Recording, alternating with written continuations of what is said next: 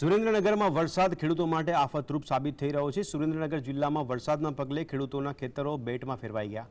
સિઝનનો 110% વરસાદ પડ્યો હોવા છતાં સરકાર દ્વારા પાક નુકસાન અંગે કોઈ સહાય પેકેજ જાહેર કરવામાં ન આવતા ખેડૂતોમાં રોષ જોવા મળ્યો છે।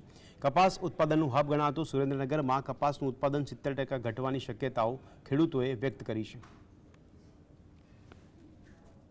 સુરેન્દ્રનગર જિલ્લામાં જે સાર્વત્રિક વરસાદ વરસવા પામ્યો છે ત્યારે સુરેન્દ્રનગર જિલ્લાના વઢવાણ તાલુકાના જે ખેડૂતોના ખેતરો છે તે બેટમાં ફેરવાઈ જવા પામ્યા છે। ખાસ કરીને 110% જેટલો સિઝનનો વરસાદ અત્યાર સુધીમાં ખાબકી ગયો છે। તલ, કપાસ, મગફળી, બાજરી જેવા પાકોને વ્યાપક નુકસાન પહોંચ્યું છે, પરંતુ હજુ સુધી ખેડૂતોને કોઈ પણ પ્રકારના આર્થિક પેકેજની જાહેરાત નથી કરવામાં આવી। અને હવે તમારી શું માંગણી છે? આપણી સાથે વઢવાણ તાલુકાના ખેડૂતો છે। અમારી માંગણી એવી છે કે સરકાર આ સર્વેના નાટક બંધ કરે અને ખરેખર ખેડૂતોને વળતર આપવું જોઈએ।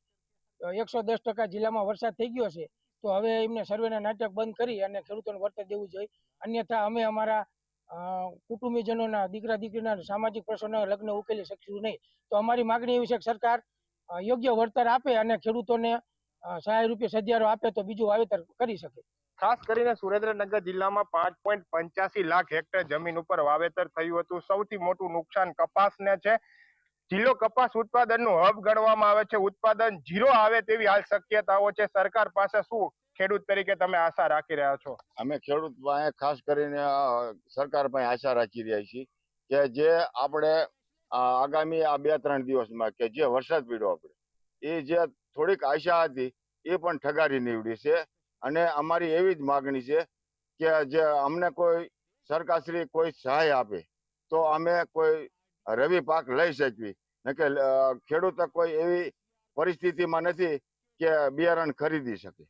ખાસ કરીને જે વરસાદ પડ્યો છે જેને લઈને ખેડૂતોની છે તે આર્થિક કમર તૂટી ગઈ છે। ખેડૂત 1 વર્ષ સુધી ઉભો થઈ શકે તેવી હાલ કોઈ પરિસ્થિતિ નથી। જિલ્લામાં સતત વરસાદ પડી રહ્યો છે, જેની સૌથી વધુ ચિંતા ખેડૂતોમાં છે, કારણ કે દીકરા દીકરીના લગ્ન કરવા માટે ખેડૂતો ખેતી કરતા હોય અને ત્યારે ઉત્પાદન આવતું હોય ત્યારે આવા સામાજિક પ્રસંગો ઉકેલતા હોય છે, પરંતુ આ વર્ષે તો સાવ અત્યંત નિષ્ફળ ખેતી નીવડી છે। ત્યારે હવે સરકાર આ ખેડૂતો સામે જોઈ અને તાત્કાલિકપણે તેમના ખાતામાં સર્વે વગર જ નાણાં અને સહાય જમા કરાવે તેવી સુરેન્દ્રનગર જિલ્લાના ખેડૂતોની માંગણી છે। નહીતર આ ખેડૂતો 1 વર્ષ સુધી ઊભી થઈ શકે તેવી હાલ કોઈ પરિસ્થિતિ છે તે વર્તાઈ રહી નથી। અજલ ચૌહાણ, GSTV ન્યૂઝ।